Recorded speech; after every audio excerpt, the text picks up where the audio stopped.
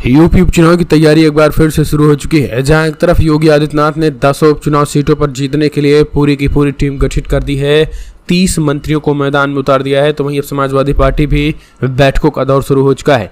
खबर निकल के आई है कि उत्तर प्रदेश के करहल, जहां से अखिलेश यादव ने चुनाव लड़ा था, वहां से किसको लड़ाना है इसकी भी तैयारी अखिलेश यादव ने पूरी कर दी है। और करहल में खबर निकल के आई है कि एक दिलचस्प मुकाबला देखने को मिल सकता है, क्योंकि भारतीय जनता पार्टी इस बार 10 सीटों जीतने की तैयारी कर रही है। 10 सीटों पर भारतीय जनता पार्टी पूरी तरीके से तैयार है चुनाव लड़ने के लिए और जीतने के लिए भी। इस वजह से करहल में कहा जा रहा है कि जहां अखिलेश यादव ने एक तरीके से तेज प्रताप यादव को मैदान में उतारने की तैयारी कर रहे हैं, तो भारतीय जनता पार्टी ने भी अपर्णा यादव को मैदान में उतारने का, यानी अपर्णा यादव को इस बार मौका देने की तैयारी कर रहे हैं। लोकसभा के चुनाव के नतीजों समाजवादी पार्टी की नई सियासी उम्मीद दिख रही है। सूबे की 80 लोकसभा सीटों में से बीजेपी 33 और 37 सीटों पर समाजवादी पार्टी जीतने में कामयाब रही, जिसके बाद से समाजवादी पार्टी का जो है वो एक तरीके से पलड़ा भारी नजर आ रहा है।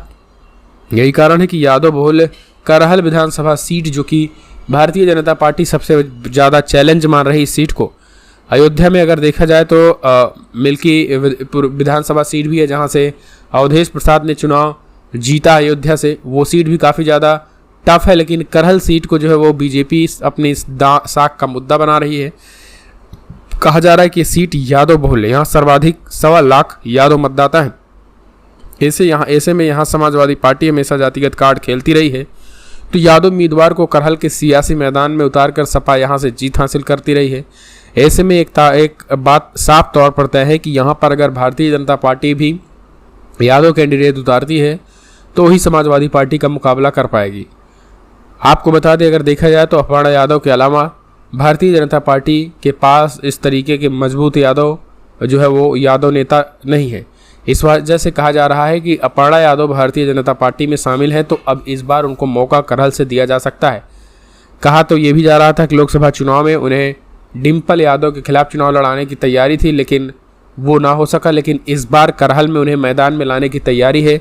अखिलेश यादव की बात करें तो अखिलेश यादव तेज प्रताप यादव को मैदान में उतारने की तैयारी कर रहे हैं। तेज प्रताप यादव मैनपुरी के पूर्व सांसद भी रह चुके हैं, और यही आपको बता दें आरजेडी प्रमुख लालू प्रसाद यादव की ये दामाद भी हैं। तेज प्रताप यादव उनके चचेरे भतीजे हैं, और अब उन्हें जो है वो करहल सीट से चुनावी मैदान में उतारने की तैयारी दिख रही है। तो दोस्तों, अगर देखा जाए तो यूपी में विधानसभा की 10 सीटों पर उपचुनाव होने वाले हैं। इन 10 सीटों में जहां बीजेपी तैयारियां तेज कर दी है, तो वहीं उपचुनाव में भी कांग्रेस पार्टी और समाजवादी पार्टी का गठबंधन आपको देखने को मिलेगा। कहा जा रहा है कि कांग्रेस पार्टी अभी से ही 10 सीटें जो है वो 10 सीटों में से 4 सीटें कांग्रेस पार्टी मान रही, जबकि समाजवादी पार्टी 2 सीटें ही देने की तैयारी में है, बाकी सीटें वो रखना चाहती हैं।